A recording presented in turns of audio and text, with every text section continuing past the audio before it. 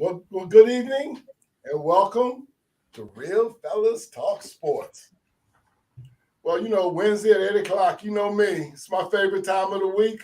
I'm with my fellas, which is a big part of that reason. We get to chop up the week in sports, and we're going to do that today. We're going to spend some time with the NCAA tournament, both men's and women. But before we get started, let me introduce my fellas. Let's start in Indianapolis, Indiana. And in fact, David used to be a correspondent or reporter. I don't know what the right title was here in Washington, D.C. So if folks recognize him, well, let me set the record straight. Okay. I was in Washington, D.C. for many, many years on Channel 5 as a news anchor for the weekend and an award-winning journalist for 13 years at WTTG TV. And now I'm back home in Indiana. Indianapolis, Indiana. Sports capital of the world. Amen. Amen. Ladies and gentlemen, that's Mr. David Burnett. Now, thank you. Back from my neighborhood, one of the best athletes in my neighborhood, an all-around great person, maybe even a better person than athlete. Schoolmate, Mr. Larry Ables. Good evening, Mr. Ables. How you doing? Good evening, Chuck, and I appreciate the kind words. Oh, they're accurate, believe me. And look, speaking of my neighborhood, this gentleman, too, comes from that neighborhood. I've known him for a long time. And as Larry might have been one of the better athletes, there was nobody that could dance better than this young man. Mr. Earl, go Rush. He was the best dancer in our neighborhood, Northeast Washington. Well, let's not kid ourselves. All of Washington. You might know him as a sports doctor. I know him as Go Earl. Good evening, sir. How you doing? Good evening, Charles. I'm doing great, and I'm ready to chop it up with you, Larry, and David. So let's get straight to it. Well, let's get into it. But before we get started on the basketball thing, and that's the first thing I want to get into, let's quickly go around the panel. Any comments about the big trade today? Since it's breaking news, let's just talk about that real quick. Steph Diggs to the Houston Texans. David, you surprised at it, and what effect do you think that'll have for either club? First of all, I think Diggs had been making a lot of noise anyway, and his brother had basically wanted him to leave anyway, so it was bound to happen. Buffalo is going to retool. I think the running back, wide receiver position is going to fall by way of running back position eventually, because it's going to be seen as interconnected. Mm-hmm. That's what I think. Larry, were you surprised by it? And any initial thoughts? Yeah, I was a little surprised, but like David said, there had been some rumblings about him wanting out of Buffalo, and it seemed like he wanted the ball more than he was getting there. He's going to an interesting situation. Houston has a couple of good wide receivers and a young quarterback. So that could only help Houston's passing game.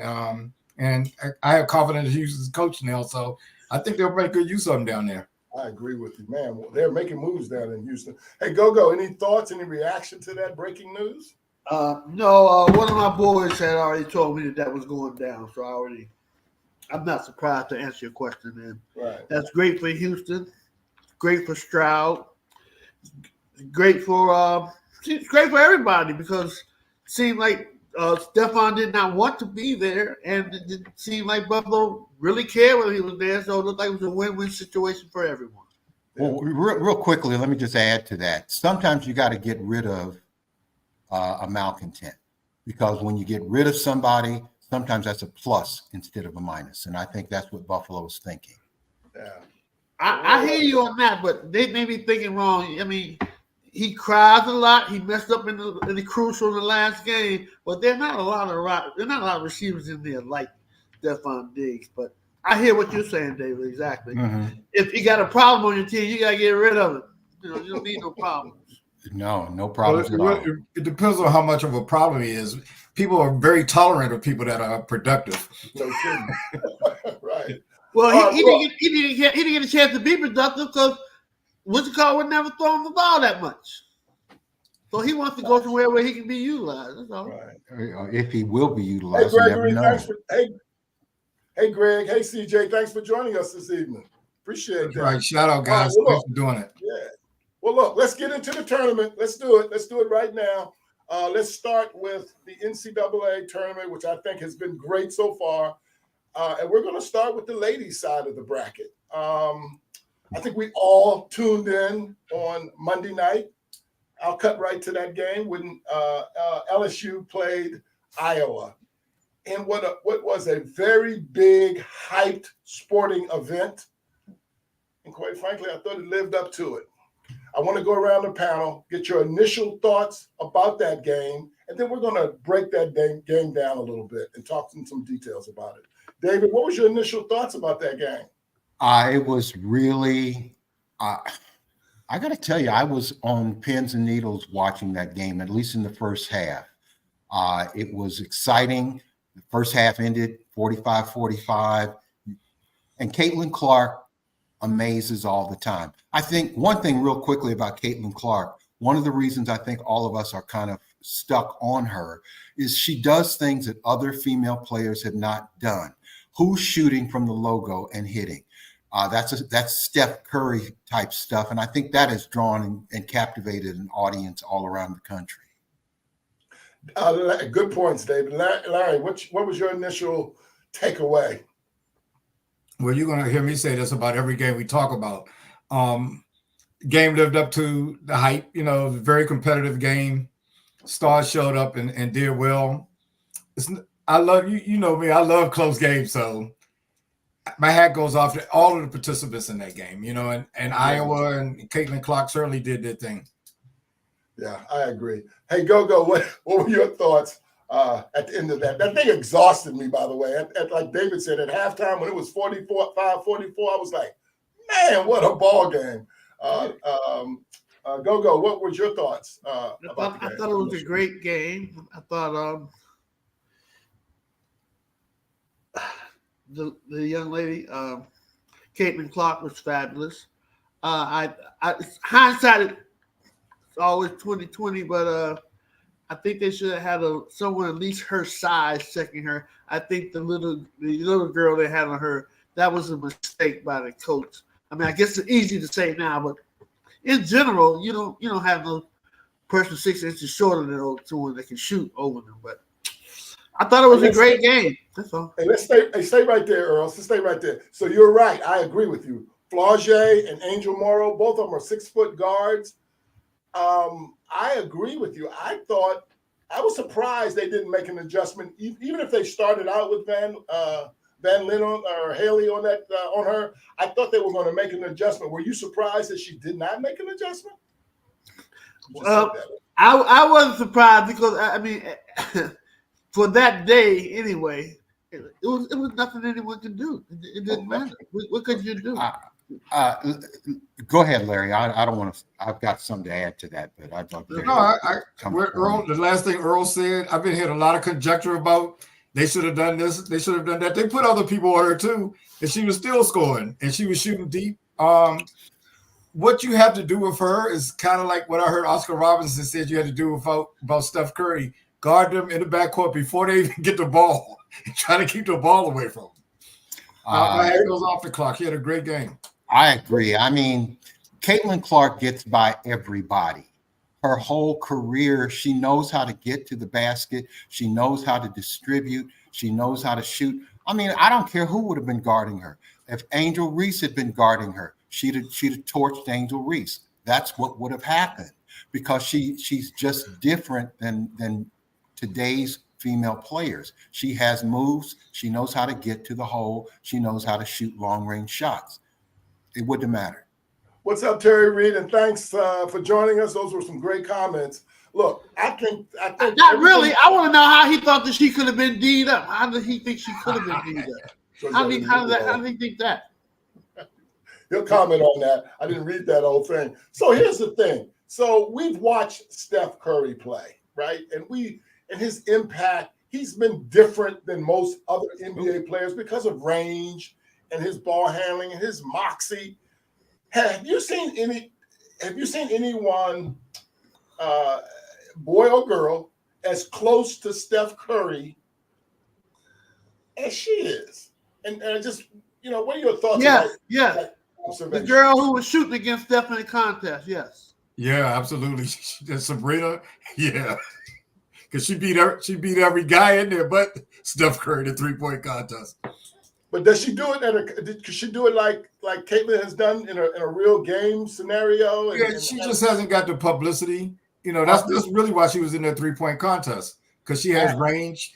And when they were even talking about moving the women's line in, they did a study, and most of her 3-point shots were beyond the men's 3-point line.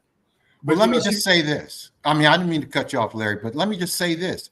The college basketball game, women's college basketball game, is far greater than the WNBA in terms of impact and interest. We have to look at it that way. That's why that young lady, whatever her name is, the girl that can shoot 3-pointers in WNBA, nobody sees her.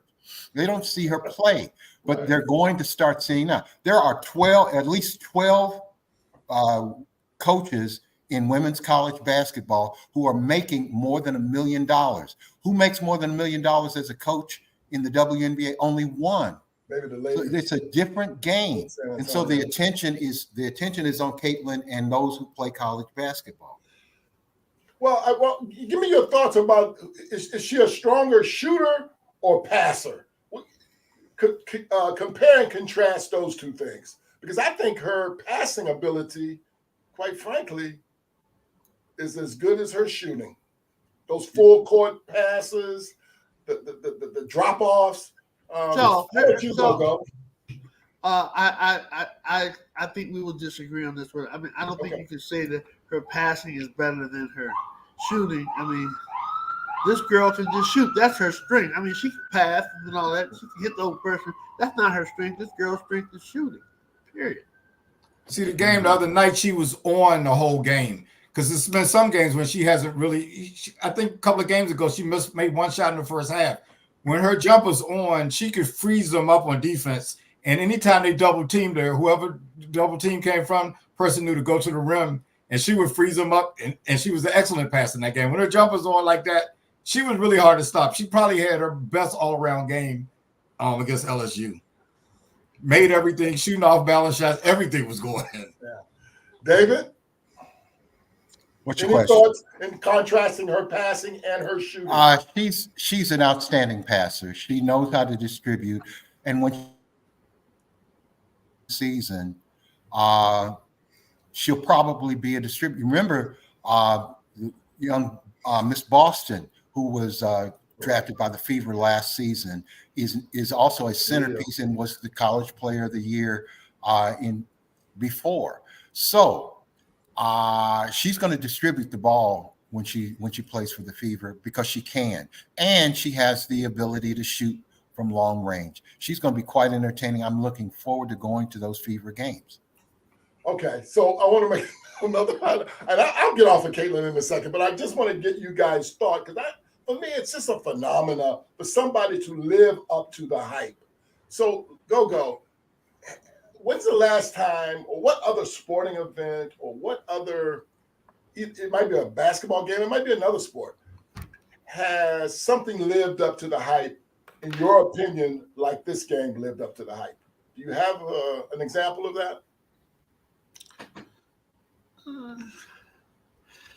I don't, Charles, only because my memory is not that well. I'm sure I've come across some scenarios where the game lived up to the hype as you're looking for, but I can't say right offhand. So did you think that game, given the anticipation to watch that game, do you think it exceeded the hype? Actually, did you think how well did? No, I just thought it was a very great game. I just thought it was a great game. I know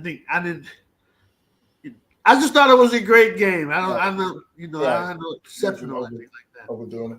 How about you, Larry? Can you think of another event, sporting event? Sure. This is recency bias. Think of North Carolina and Georgetown the first time they played with you, and think of Georgetown in Houston when Georgetown won.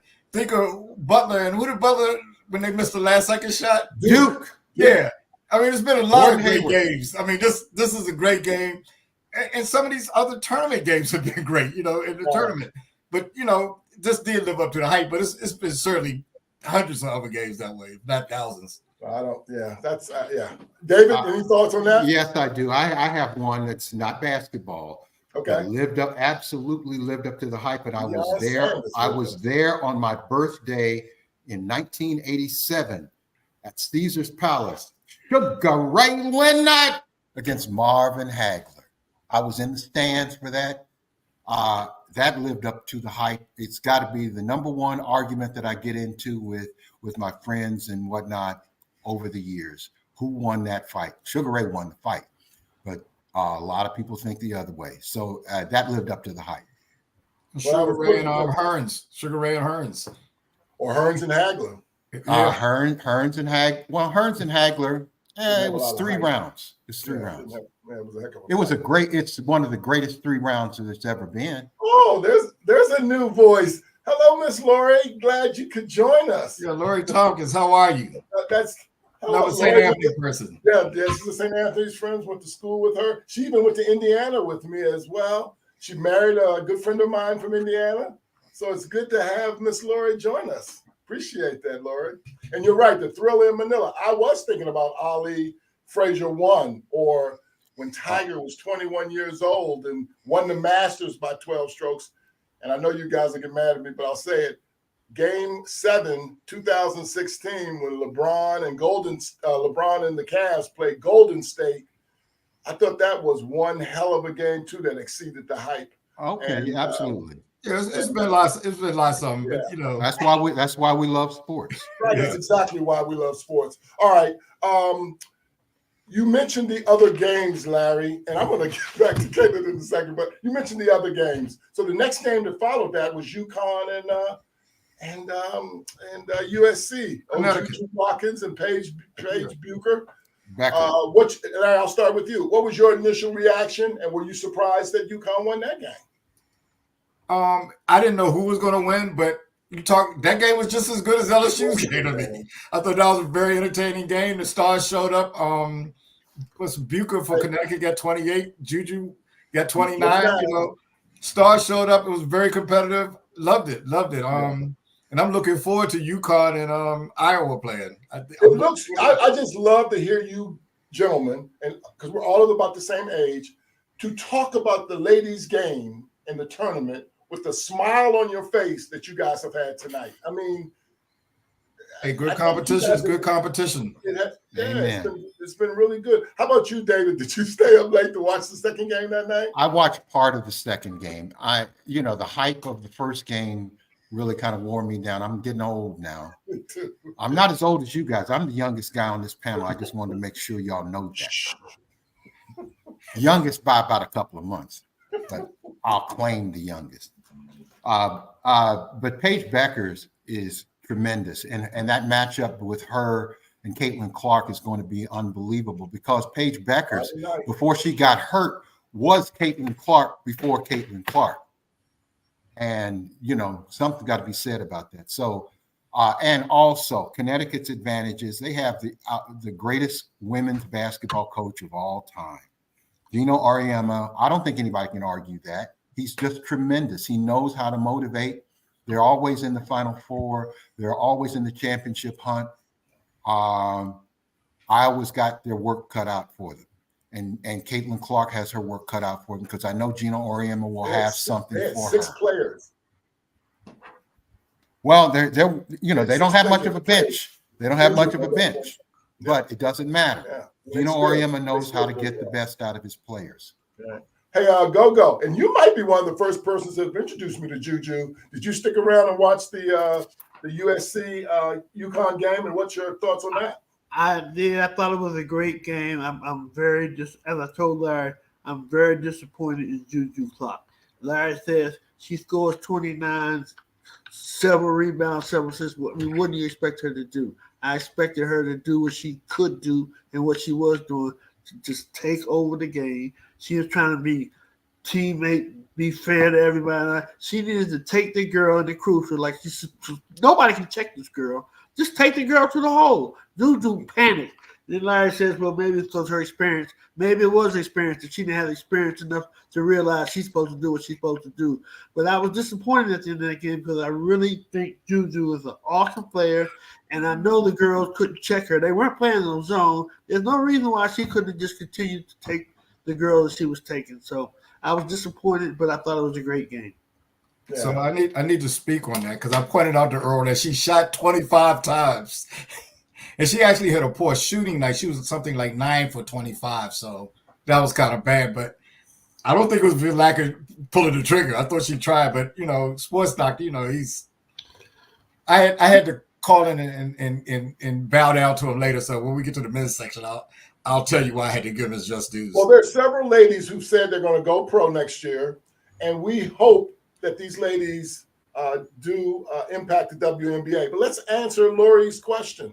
Do we think this March Madness and these ladies, do you think they will be lifting up the WNBA? And you're nodding, David. I'll start with you. I've not a doubt in my mind. This is what women's basketball needed for many years. There have been great players. I'm not going to say Caitlin Clark is the all-time greatest player because she's probably not. But she's the most impactful player in the history of women's basketball. Is she better than Cheryl Miller? No, I don't think so. But is she more impactful than Cheryl Miller? Absolutely. When those ratings say everything that needs to be said. The sold-out stadiums everywhere around the country say it all. I think Iowa sold out just about every game they played, home and the road. It's going to carry over because people are going to be curious. Of course, they're going to be curious. And Angel Reese, we've got rivalries. Remember when we had rivalries we could follow? The women's game has an advantage over the men's game right now in that these ladies are staying in their colleges for more than a couple of years. A lot of the guys that are really great, if they get to the NBA at all, they're only doing a year, one and done. We don't really get to know them. We're getting to know these ladies. Well, so I just want to briefly touch on a bit of a controversy. And, Kim Mulkey is somewhat of a lightning rod. And the other day, she warned the Washington Post if they drop an article about her, if they say something that's not right, she's already lined up some defamation lawyers. And I read the article when it came out. It was just an overall piece on her background, who she is, etc. But the LA Times dropped an article that Saturday right after the game and said things like evil and talking about the LSU team, the ladies. Okay, let me jump in and just make a point to that, and you can finish your point. Okay. The LA Times article was a column. It's an opinion column.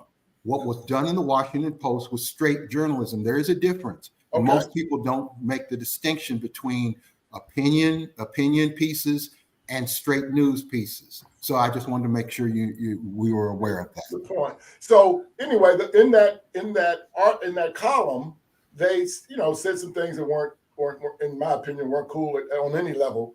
And Kim made a point of that at her post-game press conference after they beat their team on Saturday. And the LA Times recanted the story, took the stuff out, reprinted it, and the editorial guy said he was apologized for this should have never happened. So I just want to go around the panel and just to see what you guys think about Kim Mulkey and how she handled that. And I don't know, I was proud of it, quite frankly. Go, did you hear about this, or do you know anything about this that I'm talking about? I heard about it. I don't think much about it. I don't know Kim Mulkey, so I can't elaborate on anything about her. But I wasn't into that part. I heard about it to answer your question, yes, but I don't have any thoughts on it though. Larry, how about you? Any take on that? I'm actually going to talk about Kim Mulkey in my closing remarks. I'm refrain from talking about her. But with respect to the article, I thought the article was written almost like it was written for a school paper. Right. Even when they took some of the words out, it really wasn't sufficient. And then the ironic thing was the Los Angeles Times said it didn't meet our journalistic standards. Then why did you publish it? All right. I thought it was a terrible article, and Mulkey hit on a lot of points, evil. And if you look up, just like she said, dirty debutantes, I did that. Yeah, right. And it was wrong on many levels. I'll just leave it at that. Yeah. I know I took you guys a little bit by surprise with this, but I'm sorry about that. But David, any thoughts on that situation? Well, Kim Mulkey is let's keep in mind, she's a 4-time national champion Yes, she at is. Baylor and at LSU total. She's one of the great coaches. She was a tremendous college basketball player. She's been a tremendous college coach. And the reality is, I'm not a big fan of Kim Mulkey. She's very flamboyant. She wears really outrageous outfits oftentimes, but she gets the job done. If she was a man, nobody would say a damn thing, because that's when Bob Knight, your guy, My threw a man. chair across the court, and nobody said a damn thing about it. Oh, they did say something. Well, look, he still kept coaching, and that's what men do. If a woman does it, it's the worst thing that could happen.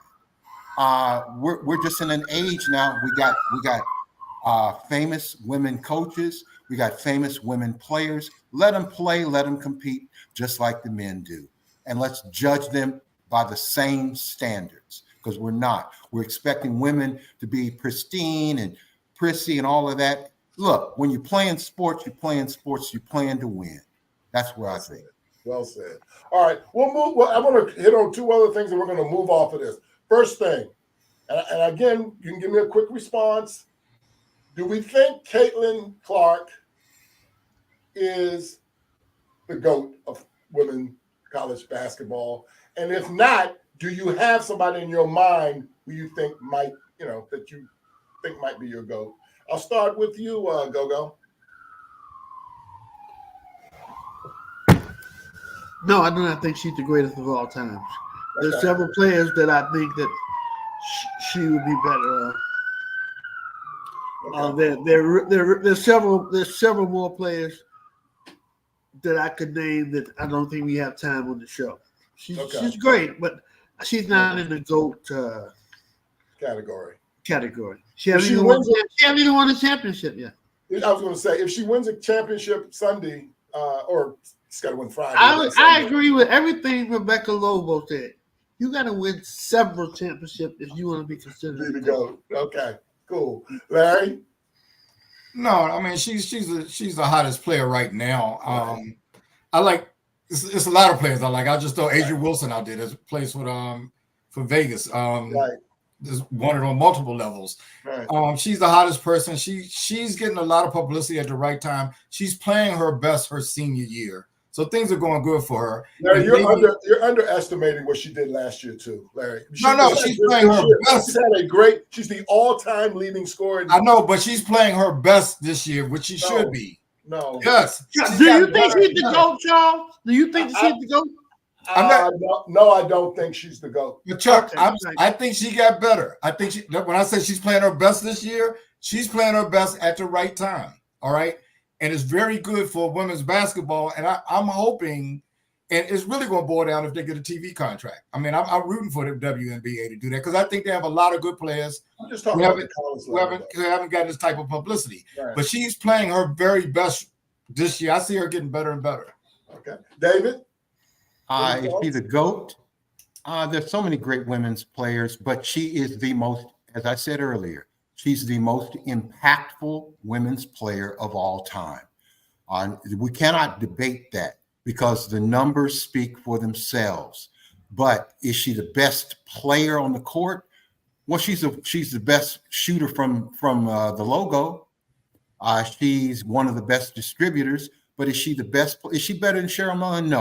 No way. In no way will I ever say that. Cheryl Miller is, to me, my all-time greatest female player. The McGee sisters and Cheryl Cooper or that. And the what's her McGee name? sister, And the Cooper girl. who am I thinking? Cynthia Cooper. Cynthia Cynthia Cooper was on that team. Cynthia Cooper was on that team And as the well. McGee twins. My point is, all those people that are on Caitlin's team, those ladies, and by the way, I think their coach has done a great job. I think those ladies play the role perfectly. They scored 94 points in that game. But those ladies are not going to the WNBA that she plays with. None of them, in my opinion. And meanwhile, those great UConn teams and Cheryl Miller's team and Maya Moore's team, they were loaded, man. She's doing it with people that are not going. This is their last basketball game. Well, So anyway, I don't know. hear That's just you. my I point. hear you. And I'm a big Caitlin Clark fan. I am And I'm too. looking forward to her coming to Indianapolis. Yeah. But the reality is let's calm down. Okay. There were great players before, Sure. but this is not unusual for basketball or for any sports where we forget the past and we're recency biased. Agreed. But the thing is, in this particular case, bringing more attention to women's basketball is important. Just like years ago, Billie Jean King brought great attention to women's tennis. Women's tennis is now on an absolute equal footing as men's tennis. It wasn't in 1973 when Billie Jean King helped break through a glass ceiling. Yeah. And that's all I'm going to say about that. All right, enough of that. Chuck, calm down. Let's move to the men's side of the bracket. The men's have been great as well. Teams like Purdue, teams like UConn have been wonderful in this tournament, and nobody has been as good as this UConn program. My goodness.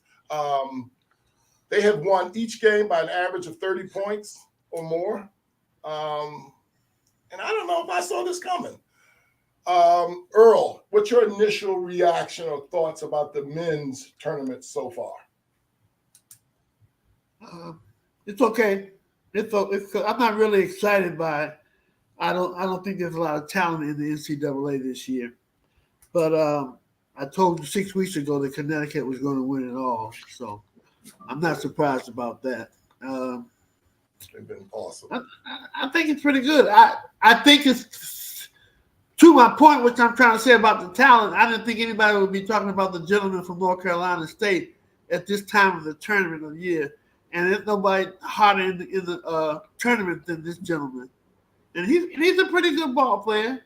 Oh my God, yes. But if he's the one that everybody's talking about, it just proves my point. There's not a lot of talent in the NCAA this year on the men's side of the ball. So I'm not really excited about the tournament. I know when we get to David, he's going to probably disagree with that part, Go. We'll see it, though, when we get to David. Larry, what do you think of this men's tournament so far? I'm liking it. I think, just like Earl said, I think UConn had the toughest bracket, and they've handled it very good. Of course, Purdue has been very dominant. I'm looking forward to seeing North Carolina and Purdue play. Right. The matchup of those two big men is kind of intriguing to me. Right. And this is where I have to take my hat off to the sports doctor. Chuck, remember we were talking about Burns a couple of weeks ago. We kind of laughed about it. Earl called me and said he's like the Joker. And I was laughing at him, saying, come on. After I saw him play Sunday, I had to call Earl up. I said, and Earl was out. He said, are you calling to tell me that, I was right about something? I said, yeah, I got to give it to him. Then I saw an article where the Joker said he was late for his game because he was watching Burns. Yes. Burns has been unbelievable. I love his ability. So I'm looking forward to seeing him and Edey play against each other. Both of them have unique skills, and I think it'll be an interesting game. But UConn, I expect UConn to beat Alabama and probably whoever they play. But whether they play Purdue or North Carolina State, I expect that to be a good game that could really go either way. Well, Mr. Burnett, you have the floor, my friend. What have you thought so far? And, I am pulling really hard. I didn't go to Purdue, but I have two sisters who are graduates of Purdue. I loved Purdue when I was a kid. I was a big fan from football, Purdue football. Leroy Keys, you all remember him? Oh, I remember Leroy Keys, yeah. Running back. I remember him. He was overrated too. He wasn't overrated when he was at Purdue. He played at the same time as O.J. Simpson. He did. And I was a big fan of Rick Mount, who was one of the greatest shooters of all time. So I'm pulling hard for Purdue. I'm so proud of Zach Edey because of what he's done. He's improved more than incrementally every single year. You don't get to be College Player of the Year two consecutive years if you're not doing something. He's a leading scorer in college basketball. He's a leading rebounder in college basketball. Yeah, he came into college basketball as Lurch, and he's leaving as the two-time national player of the year. Can they beat Connecticut? I don't know if they can. But there's only been one other team that blew through the tournament like Connecticut. You got to slow your roll. They got to get past NC State first, right? I'm not. I'm just saying, on paper, Purdue should beat North Carolina State by about 5 to 10 points on paper, but the game isn't played on paper. Purdue tends to choke up when the pressure gets tight. And I say that as a fan of Purdue. Yeah. I'm being realistic, but I'm hoping for a Connecticut, and there's no guarantee that Connecticut. Basketball is a sport where upsets just occur. So on paper, Connecticut should blow out who they're playing, and Purdue should blow out North Carolina State. It should be, but it may not be. And when it comes down to Purdue and Connecticut, I'm cheering hard for Purdue. But if Connecticut wins, I won't be surprised, because Connecticut is a fantastic team. And Danny Hurley is coaching his ass off. Well, I will acknowledge to you that Purdue, Edey was great against Tennessee the other day.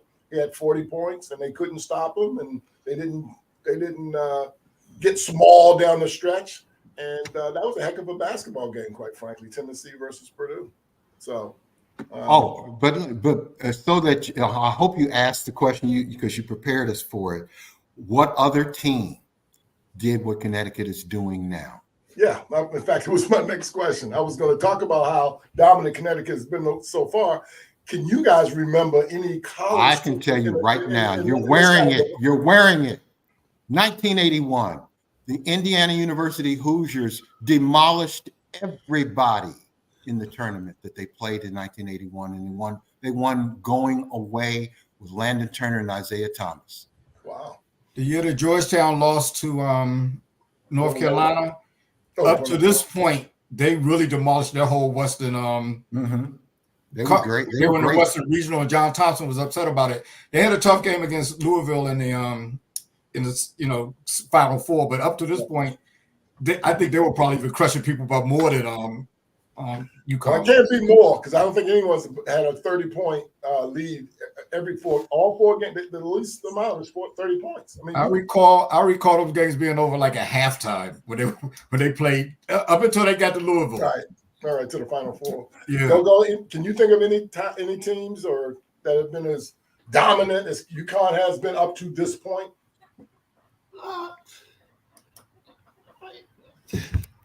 Vegas had a good run a couple of They years. They did have, yep. Georgetown, as I said. My memory's not that great, Charles, but I'm sure if I thought, I could think of something that was just as dominant. let's not forget the Lou Alcindor teams. The Lou Alcindor UCLA teams were outstanding and blowing everybody out too. We were. 30 points a lot though, David. 30 pots. I mean, I was shocked. I'm not dismissing that. Connecticut is unbelievable. It's unreal. So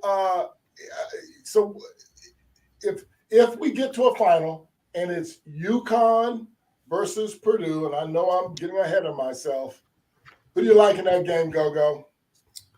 You already know I like in that game. The Big Ten culture is the choke. That's their culture. That's the Big Ten basketball conference culture. Purdue will not win. Purdue's last game will not. Purdue will not go any further, and that's all I can say. Right. And I'm not saying it because I'm always dogging the Big Ten. I know. I'm saying it because Purdue only has one player. Whoever they play has several players on the team. Purdue just doesn't have enough. They just don't have enough. They don't have anybody besides Edey, period. Larry, do you have any assessment if, say, we get a Purdue, UConn? No, I think that'd be an interesting matchup. I think Connecticut certainly matches up against Purdue better than anybody else. They got a big guy too, Klingler, right? Whatever his name is, right? And they match up very well. It's hard for me to and I'm gonna give Purdue credit. I thought they had a relatively weak draw, but I thought Tennessee was a real good team, and they put them away. And I didn't think that I saw a lot of people saying Edey was only called for one foul. I didn't think he fouled that much. Right. I think he just put them away. He had a great game at a good time. David doesn't want to hear this, but they did shoot 35 or 33 free throws, and Tennessee shot 11. No, I understand that, but they were saying because he had only had one foul, but I didn't see him fouling that much. One thing about him, I think they let him stay in the lane a little too much sometimes, because sometimes he passes the ball out and doesn't leave. But he had a great game. He's peaking just like Kenyon Clark is at the right time.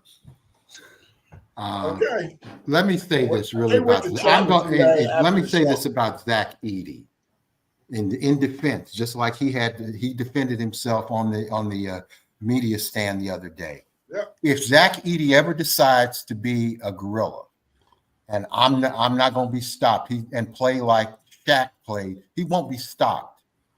But he's only 7 years playing organized basketball. 7 years. When he came to Purdue, he was a lump of clay. I'm just saying. Now, everybody's going to say, "Can he play in the NBA?" It doesn't freaking matter whether he plays in the NBA. He's got Purdue to the Final Four. He's a 2-time National Player of the Year. That's what matters. If he never excels in the NBA, so what? Right. Look at him for what he is doing right now. He can't be stopped by anybody. The only person that can stop Zach Edey is Zach Edey. The poor 7-foot center for Connecticut will be trashed by Edey because he's not as good as Edey. And so we'll see. Yeah. Mr. Finn is one of the sharpest guys we got watching the show. I just complimented Larry, so he got. Hey, David. Thank you, Greg. David, I thought he was a gorilla. This last game. Well, he could be more. If you're that close to the basket, you're that tall, dunk the damn ball every freaking time. Don't try to lay it up. Don't try to be finesse. Just do a Shaq and hurt somebody. If you got the body to do it, do it. And I don't think he's willing to do that yet. Maybe next year, because he gets it. He gets better every single year. And nobody gives him credit for that. Earl and David are tough on people. You know, they want more. I know. I'm surprised UConn got past us, though. Well, it got past me. I didn't realize all year long how good UConn really, really was. And Indiana played in UConn earlier this year in New York, and I went to see that game. And UConn was good, but I didn't realize they were as good as they have. Really they hadn't found. Hey, Terry, when David was dunking the ball, was he jamming the ball nasty and vicious like back in the day? As way as he's talking. Give us a comment about Terry has already said. Terry has already said that. He's already co-signed that. No, he didn't. He co-signed that you could dunk. He didn't say you was slamming it viciously. We'll ask. Two different things. Greg, Edey has been tough, Greg. That's a good observation. All right. Any last comments on college basketball? We're going to move off of that and get into the NBA and kind of get close to wrapping that up. No last comments about that before we go any further about either the girls or the boys. All right. Well, let's get into the NBA. What an interesting week. Larry had been calling this too. Embiid is back. Embiid came back last night, and he played really well. And they beat OKC last night. It was an impressive win, an impressive comeback. Any observations this week, Larry, about the NBA that you'd like to bring up? Well, Philly did beat OKC, but their two top scorers didn't play. No SGA. And neither did Maxey. So, but it was a pretty good game. No, I think things are rounding out. I'm looking at Golden State, and I'll just be brief. It's a lot of things I talked about, but one thing that's jumping out at me: Golden State has the heart of a champion because they're very close to not even making the play-in. And got going. And they've sucked it up and they've gone out and really showed very well. So Houston went the other way. And I love to see, the veterans, the real champions, you got to knock them out. Yeah. Mm-hmm. I agree with you. I thought they were on the verge of not making it, and they went to another gear and they jiggered the lineup. The lineup has been changed a little bit and they still have pulled it off. And by the way, they won a game last night and Steph only had 13 and they still won. So yeah. That's kind of been their problem. This late in the season is they're still in the lineup changes, but right. I don't know. I just like their killer instinct. Right. Any observations this week, David? Like the Pacers or anything of that nature that you'd like to? Well, the Pacers are looking comfortably in that 6th spot. Now, they don't have to worry about the play-in at this point. They're playing Brooklyn tonight. They beat up on Brooklyn the other night. Got them again today, but this time in New York. in Brooklyn. So if they lose a game to Brooklyn, of all teams, I'll be disappointed. But they're in the playoffs at least. But just some impressions. I was impressed with what Embiid was able to do last night, but it looked like he was winded. He hasn't played in a couple of months. He's off of a surgery on his knee. He had that big brace on his knee underneath the stretch pants. I don't know. Embiid has never been a guy that's been in great shape anyway. And y'all know how I feel about people being in shape. But I am pleased that he decided to play. He didn't have to. You're probably not a big fan of DJ Burns, then, huh, Larry? DJ Burns is very interesting because he's naturally fat and he can play ball.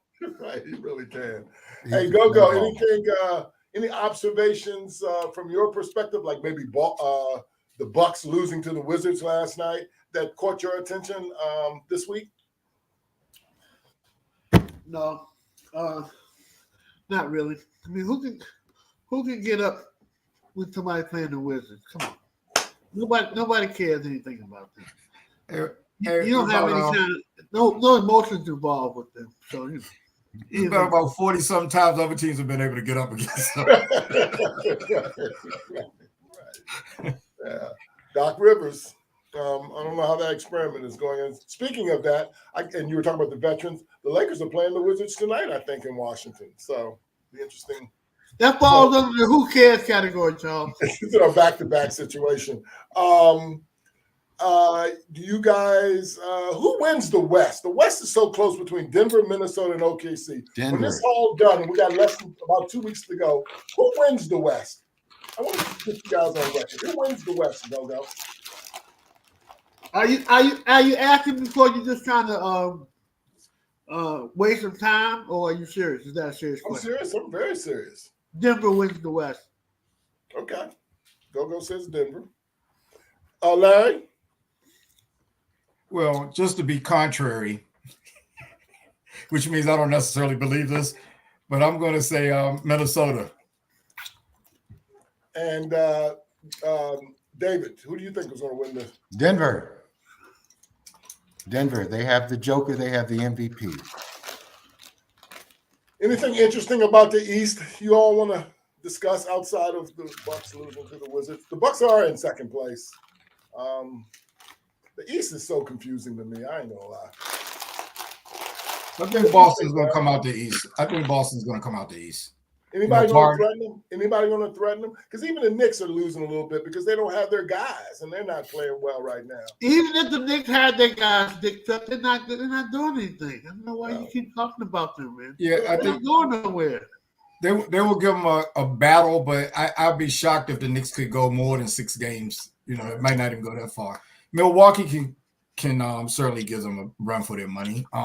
They still have to work Middleton, and they're still in the process of doing that. And Philadelphia, the team that I thought that really could give them a run, Maxi's out now. Embiid is obviously not in game shape yet, So, and Philadelphia might be very likely will be a play-in team. So they may have to play Milwaukee or Boston very early. And Embiid might not be in shape by that time. You guys do it every year. Nobody says anything about the Heat till we're in the finals. And like, I'm surprised the Heat are in the finals. Where did they come from? It's their coach. Um, You never count out the Heat, man.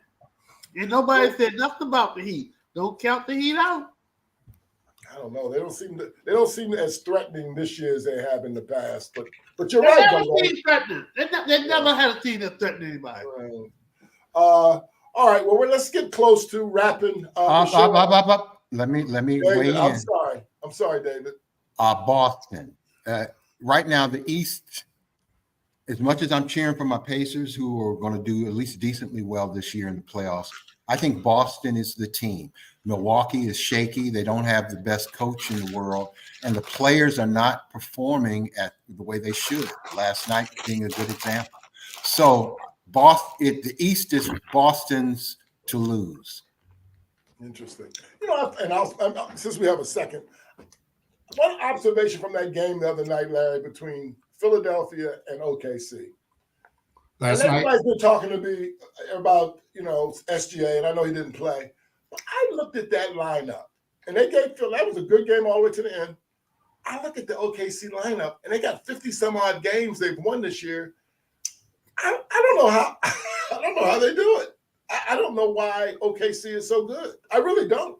Well, do you know the number 2 scorer, Williams, Jason Williams or Jalen Williams? They got 2 guys with the same name. Right.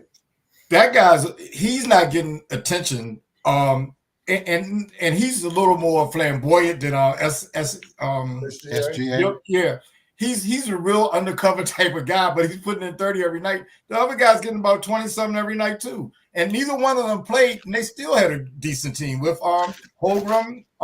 They got about 8 good players on their team. Wow. I was like, man, I just didn't, because you look at Dallas. Dallas has Kyrie and Luka. Those are stars. Those are star players, and they play every night and play well. Well, OKC has one guy that's certainly a star that's recognized, and the other guy, Williams, he's not getting star credit. Every game he plays, he's there. He's there every game. Wow. Impressive. He's impactful. We got to do more homework on that. All right. We're going to wrap up the show. Unless somebody else has anything else they want to say about the NBA, we're going to wrap it up. And what we do at the end is we have some closing comments.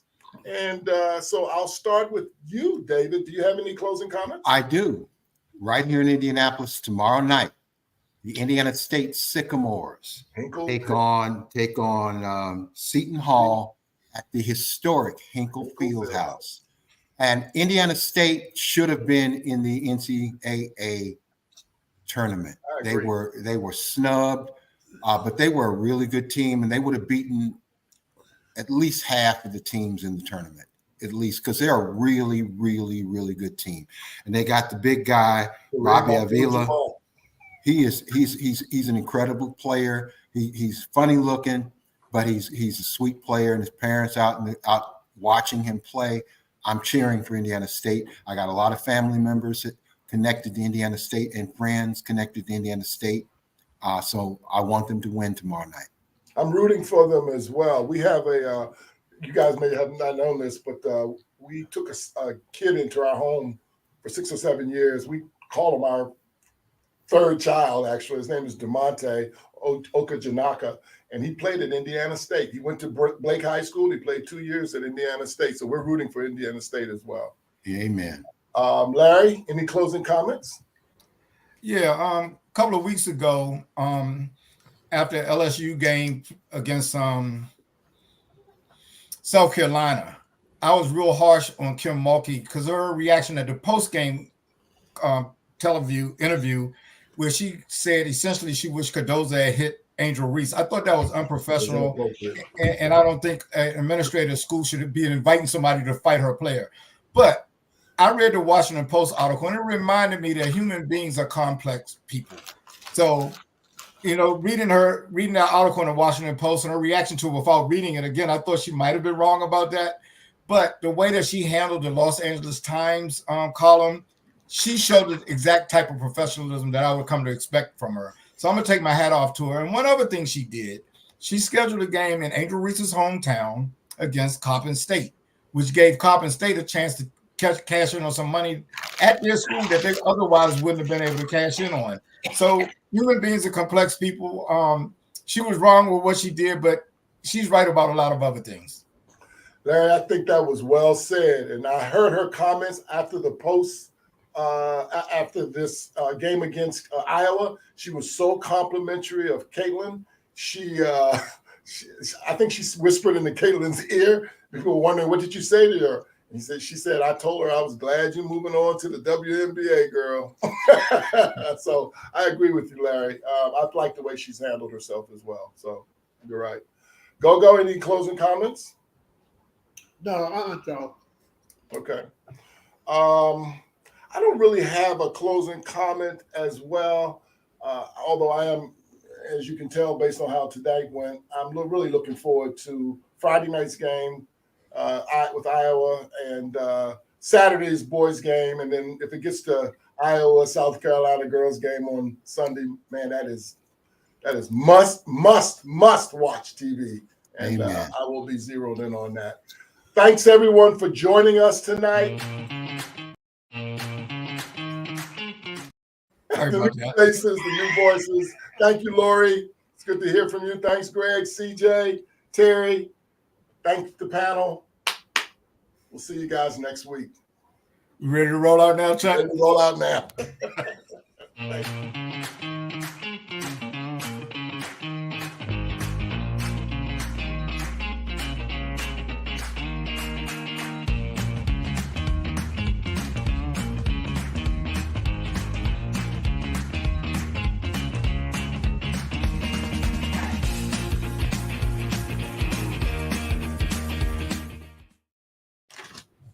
All right, there you go. Another show down. Thank you, Larry, for producing the show. Sensitive keyboard. Sorry about that. That's all right. That's all right. Thanks for producing the show.